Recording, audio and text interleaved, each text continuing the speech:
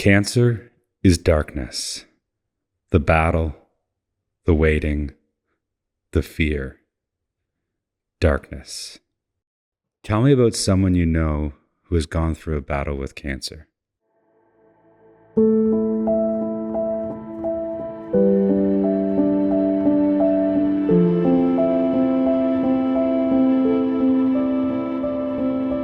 March of 2022. I remember it was a Friday mid-morning. Doctor called me and said that he had some bad news to give me, and he said I had prostate cancer. She is a absolutely wonderful lady, the kindest, sweetest, most loving person.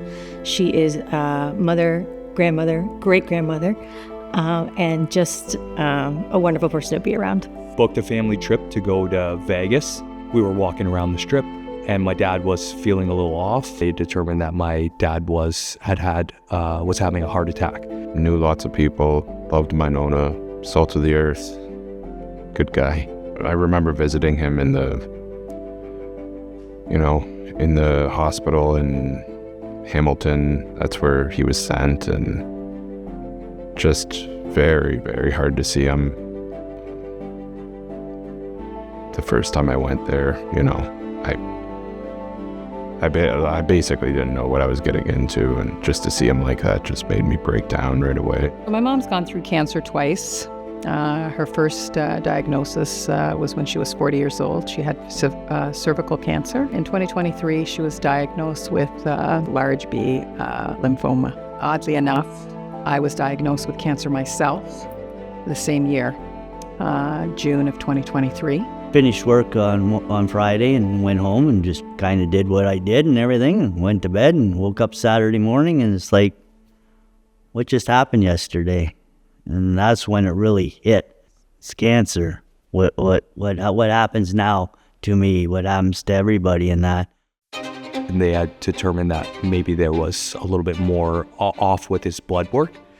And then through that testing, then they had identified that there were cancer blood cells, but they determined that my dad had a lesion in his throat. So the first diagnosis, she ended up finding a lump and went and got it checked out, and ended up being breast cancer. It was cancer to the throat. Devastating, yeah. My mom was colon cancer, my sister, colon cancer, my dad, prostate cancer, and my brother-in-law is formal leukemia. Paul was diagnosed with a glioblastoma, so essentially a terminal brain cancer that you don't often see people battle it once, let alone battle it twice. So his diagnosis was stage 4 colon cancer, and by the time he was diagnosed, it was already present in his liver. And I went for 5 weeks every day for radiation treatment. First couple weeks weren't too bad, and then after that, it hit. I got kind of sick, and it just took a toll. Disbelief. I just have gone through it, and now she had to go through it. Mom had to go through full-on chemotherapy. I obviously selfishly wanted him around. It was right before me and my wife got married.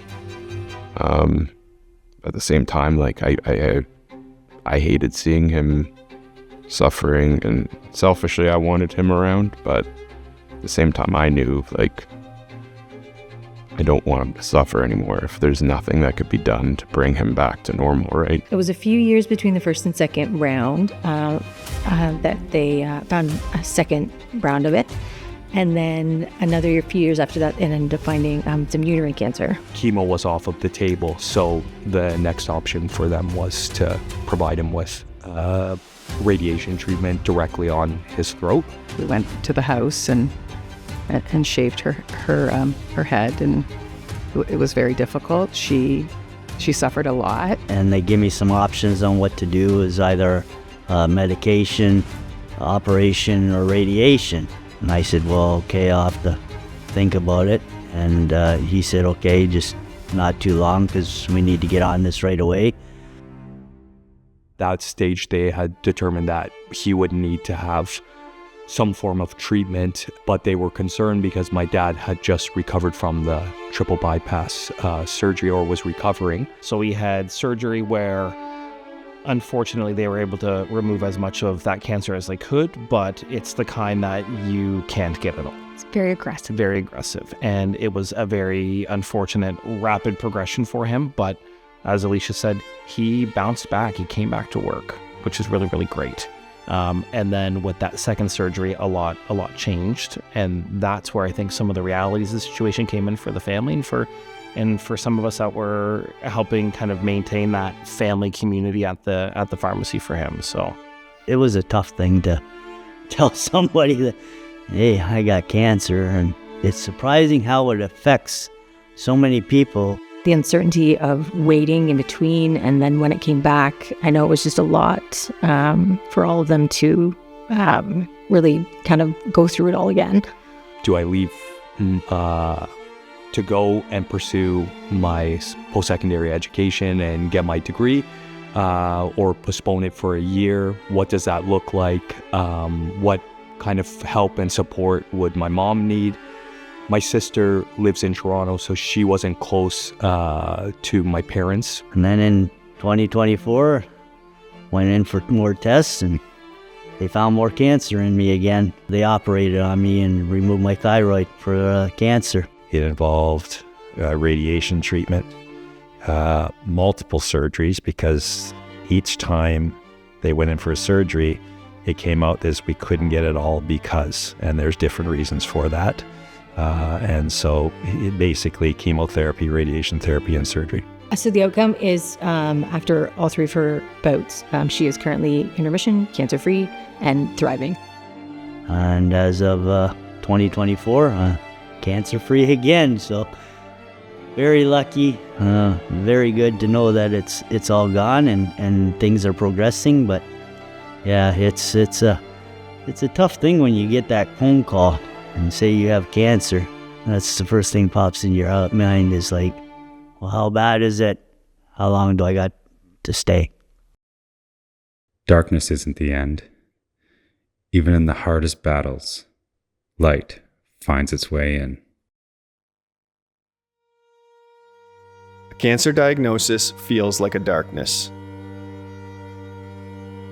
Not just over one person, but over everyone who loves them. It brings back that childhood fear of the unknown, of what's hiding in the shadows, the monster in the closet. But even in that darkness, there's light. It's laughter, time with family, a round of beers on the golf course. It's friends, the moments that bring joy. And every time we choose those moments, the light grows stronger. And that's how we fight. That's how light invades the dark.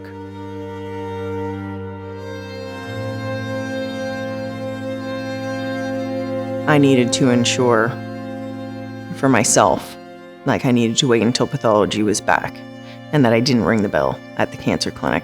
I wanted to wait for a moment like this. Triple negative breast cancer, July 2025. I felt defeated, speechless, confused. That night was especially dark for me until the next day when I finally got it together and we were able to sit down and he was able to kind of explain likely what the treatment was going to entail and reassure me that this was not the 3 that I thought it was and that there was substantial hope in all of this in the end. So at that moment of getting this diagnosis, there was a mix of so much, and you understand what patients go through and what kind of a doctor needs to lead you through this so that you can digest everything properly and, know what it will take, but it can be okay at the end. I had just obtained a new mortgage on my own literally months before this happened. And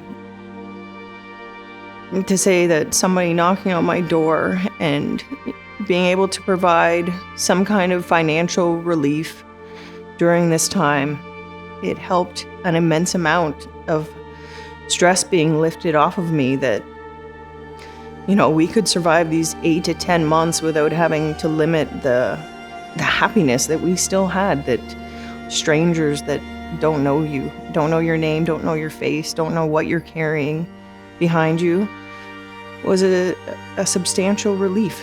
That help came from you, all of you in this room. I never rang the bell on the final day of treatment. I didn't have my pathology back, and I just felt like the time wasn't right. But tonight is the night. Tonight is the night that I want to ring this bell. I want to ring this bell for not only myself, but for everyone that got me through this. I want to ring this bell for the future fighters, current fighters, and those that may not get the opportunity. I want to ring this bell for this entire room that has supported so many of us to be able to get through to where we need to be. Tonight is the night. I am cancer-free.